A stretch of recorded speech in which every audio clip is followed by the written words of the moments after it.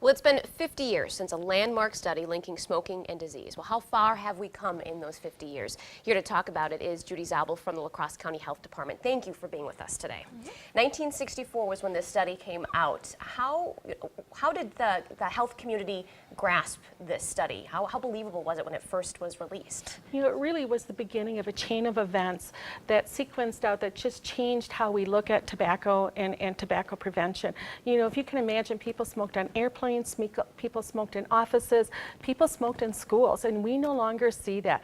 It really was the beginning of change and the beginning of how communities and people saw and viewed tobacco products. How long did it take before the community, the general public, to really grasp the results of this study? Did people believe it? Because it was so ingrained in who they were in our society, they smoked everywhere. Well, certainly. It was advertised everywhere. It was in cartoons. If you watch Flintstones, there were cartoons and it had, you know, long commercials about it. It was everywhere.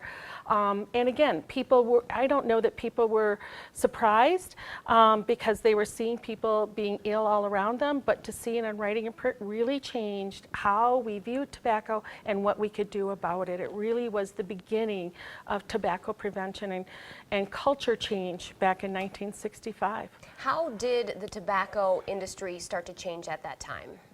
I think they changed their tactics and they had to do things differently again, but that was over a process of time, a length of time. You know, you have the advertising in front of commercials and you have advertising on billboards. It wasn't till the 1970s when we were able to change some of that marketing, and so you could no longer market in magazines that have high youth readership. So it wasn't something that triggered things to change immediately, but over the course of time. And you know, it's been 50 years since that anniversary. Does the health community believe there has been enough change by the tobacco industry to make an impact on health in the communities, in our communities? Tobacco remains the leading cause of preventable death, disability, and disease in our country and in our communities here in the Coulee region. We have made some tremendous gains, but we still have a lot to do.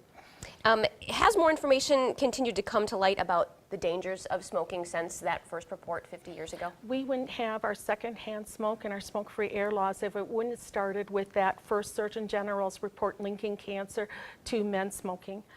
So today we've learned about the effects of tobacco on the body. You know, at first it was just that you had lung cancer in men. We know that tobacco affects every part of the body.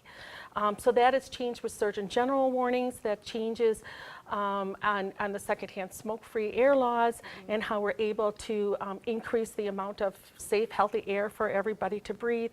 And now we're focusing on families and where are the areas that we need to, you know, increase upon, and some of that is in multi-unit housing, some of that is, you know, secondhand smoke and how it affects young people and that they're still continuing to expose.